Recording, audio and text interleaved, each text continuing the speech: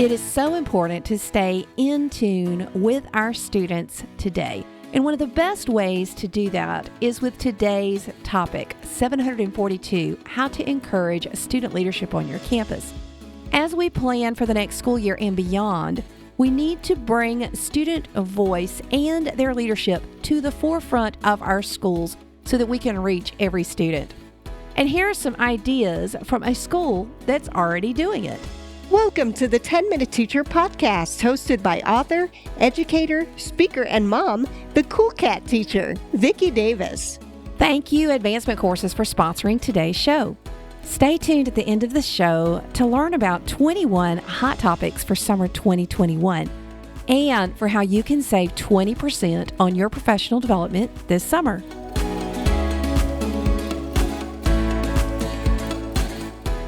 Today we're talking with Dean J. Fusto, president of Brandon Hall School, a global boarding and day school in Atlanta. And Dean, you have students from more than 20 countries, and you are teaching about global youth leadership.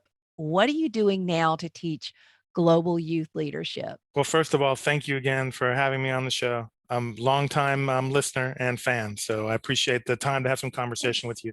Leadership is one of those passions for me, especially in the youth leadership realm. So there are a couple things. I would start by telling you at Brandon Hall about 4 years ago, maybe the second year into my tenure, I established the Center for Global Youth Leadership. And that particular program draws students from literally around the globe, but also domestic and local Atlanta kids as well. And it's a cohort program, which you don't see a lot at the secondary level. But there's 2 3-week sessions for this program, and it's summer-based. And then I'll talk to you about one that we do for the full year. But basically, those students come together, and individually, they're challenged to. We have a number of resources. One, we look at the SDGs, Sustainable Development Goals from the United Nations. They also think about their own communities. And from that variety of possibilities, of challenges, of problems that we face in the world, they have to distill it down to one issue, one thing that really intrigues them, inspires them, and that they're passionate about. And in a nutshell, Vicki, they have to take that from A to Z, from seed to flower in 3 weeks. Wow. Now, did they do this last summer? Last summer, because of the pandemic, we did not have the program. It's the first time. It was heartbreaking not to have it because I look forward to it so much. So it's coming up this summer, 2021, right? Absolutely. And yeah, the applications have been definitely flowing in. People are hungry to get back to school. Yeah. Okay. So that's what you have coming up in the summer, and you're planning on being face-to-face. Are you going to have an online component, or how's that going to look? Right now, the dormitories are open for the summer, and we're planning to be totally in person. And we're seeing, a lot of interest internationally, but also domestically. And these students, as they go through the 3 weeks, it's hybrid not in a virtual sense, hybrid in person, because part of that day is dedicated to the project work that leads up to a big conference at the end that these students present at. But the other part of the day is bringing in people from all over, really the states, to talk on different topics to these students. So it could be how to brand, how to make a pitch, financial literacy, how to design and manage a program. So these kids are just getting so much rich time from folks who are doing this for a living, and then they get to do the project work. You can kind of sense my excitement, I think. Yeah, and I know people are excited to get back to things and have some sense. I'm not going to use the word normalcy, but a new normal, I guess we should say. Sure. So how about the year-long program? Do you have a program going right now with your students? We have a number of ways that we really encourage leadership from our students. So I'll just talk about 2. One of the things that's been with us for the last 3 years, and then a brand new initiative. So one is our Student Leadership and Diversity Council. So these are students. It's not like a lot of the kind of the high school government organizations of the past where, it's a popularity contest. Only a few kids get there to try on their leadership pants. This is actually students who have an inclination or a desire to lead. They put in an application. So we could have 50 students on the council, or we could have 15. Mm. It's all about student initiative, and that's what we push. Once these students are part of that council, they basically run our weekly student-led assemblies. So that means helping write the script, co-hosting, producing, doing all of that in front of a full audience of their peers and their teachers and any guests they might have. And they also help with some policy, shape some school policy. They can propose, and they learn how to take something, again, like I talked about in the summer, from A to Z, from seed to flower. And along the way, they also learn those lessons of, you don't always get the things you're hoping for. There might be some rejection in that as well, right? So, what have been the topics and initiatives that they've had this school year? For a lot of the students, it really ties in with the pandemic this year. They missed out on so many different events that we just couldn't hold. So I think the biggest thing we've seen come out of student leadership are ideas of ways that they can be socially distanced, safe, healthy, but still have either a major event happen on campus, bringing day and boarding students together. We have one coming up in late April. It's going to be a big movie on the lawn. We have a big soccer field. That's the first time we've been able to do anything like that during C19. So that's just one, and there have been other students who've talked about or pitched ideas of affinity groups, and that's been also a great initiative for our school. So, what are affinity groups? Any kind of club, like a Black Student Union, or any clubs that honor the kids' kind of cultures, because again, we've got kids here from all over the world, not just over throughout the United States. So helping to sponsor spirit dress and weeks devoted to that. We just had International Women's Day, and Women's Month, Women's History Month. The same for Black and African American History Month. Yeah.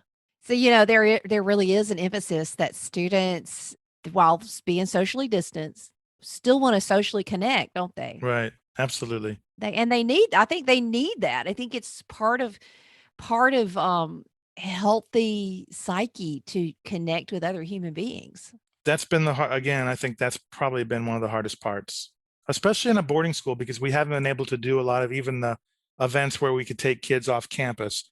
That's started to open up now. We're seeing the light at the end of the tunnel, but it's also close to the end of the school year here in Atlanta. So we're looking ahead. We've made the best of this year, and we know things are going to be wonderful next year.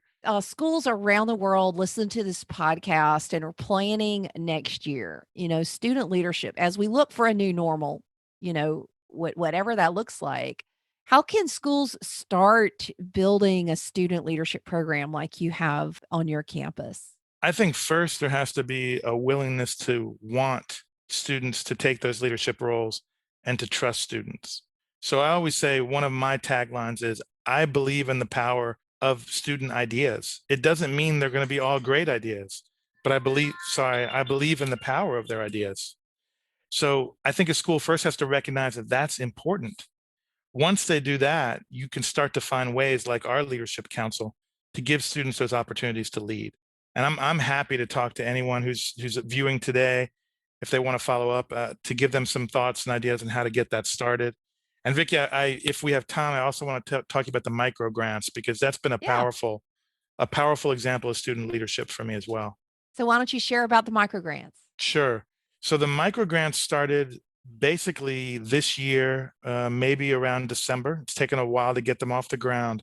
There was considered a restricted fund, named after my late mom. Some of her friends came together, said, "We loved your mom, longtime restaurant owner in St. Augustine, Florida, entrepreneur before that word was even a buzzword. And how can we honor her and her memory and also honor your mission and vision?" So we established these microgrants for any students who want to propose a project that in some way will better our school community or the society. And we had our first recipients around January, there's three students, two 11th graders from Atlanta and one senior from Vietnam. And they wanted to take a long neglected kind of a greenhouse building on our campus and transform it into a sustainable working garden. And here we are in March. They did the application. They won it. They understand now they own that completely. And 2 weeks ago, they were selling produce to teachers and other community members that they've already started to harvest. Wow. And it's beautiful to watch it. And now the chicken coop is coming next.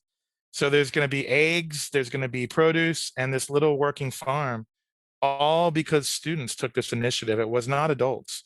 There are adults there to advise them, but the students are the ones who hit the wall, face rejection at some points during the process, have to figure out how the funding is going to happen once the micro grant money will run out, because eventually it will.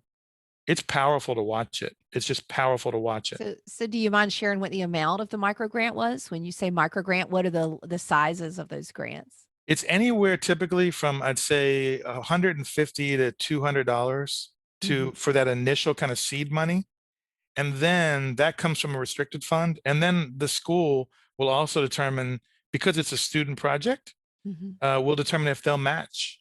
So it could be as much as $300 to $400. Wow. But once that runs out, the students have to figure out, just like we all do in the nonprofit world, how do we fundraise? How do we do something now innovative to get maybe some funding or corporate attention? Which is why they're selling. And, I will say that we've got a gardening project going on our campus, and the kids love it. They really want to get outside and connect with nature. And wow. So what have you bought any of their produce? What are they selling? It's sold out. So the head of school and the president didn't even get any the first time around. So what was it? They had 4 or 5 different kinds of lettuce, and herbs, and now the next kind of harvest, I think, is going to be different peppers and things. So I've already told them I want them to reserve me a bag for those, and I definitely want my dozen eggs when we get this chicken coop up and running. But again, it's really powerful to watch. And honestly, Vicki, my vision would be to have 50 kids who want to apply for microgrants, and all of these things happening, buzzing around our school, kids taking on these roles. It's got to be real and authentic when we talk about leadership, right? And microgrants are a fantastic way to do that. They just are.